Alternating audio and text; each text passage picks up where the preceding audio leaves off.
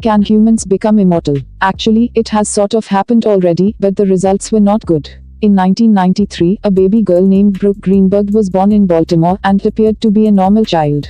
Unknown to her, her parents, and her doctors, however, she was born with a genetic mutation to some key, control genes that caused her body and organs to age at vastly different rates. Her brain, body structure, and some organs, for example, stopped aging after a few months to years, completely stopped. Parts of her became immortal in a way. They remained toddler-like for almost 2 decades. Her brain froze in neural development at about 9 months of age. She could not speak or talk or learn language. Conversely, her bones, teeth and blood biologically aged but did not grow larger at different rates.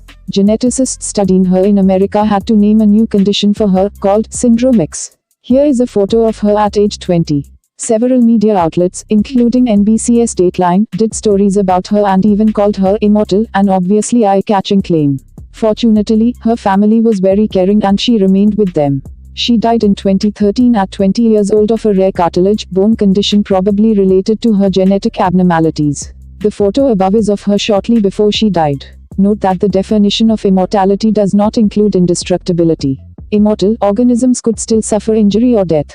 Since then, a few other children worldwide have been discovered with arrested stages of development, but none appear to have had Brooke's genetic mutations. What is of key interest here is the bigger problem of human immortality. If we could somehow edit our genome to stop us from aging, when it kicked in would be of paramount importance. Either we age normally, or we don't. If we program our cells and organs not to age, then we would be trapped in an infant or toddler's body for decades or longer, being unable to read, speak, think properly, mature, reach puberty, mate, have children or pass on our immortal nature.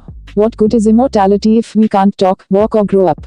The only way this might work is if we were allowed to age normally but then somehow halted our aging process only when we reached say 20 to 30 years old. Stopping it as a teenager would be bad, because teens are not yet developmentally ready to handle living in the world's troubles and foibles. Unfortunately, there is nothing genetically that occurs to us at age 25 or so that humans could reasonably target. We would have to make major wholesale changes to many different genes, promoters, suppressors and other controlling DNA sections.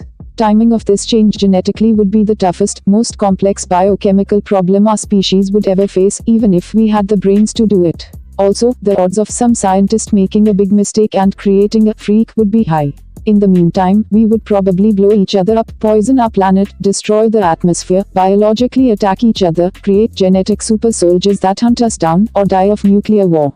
Frankly, I ideally hope something stops us from creating immortality. The Earth is reeling enough from the disaster that is Homo sapiens, to have to face billions more of us living for centuries. God help us all.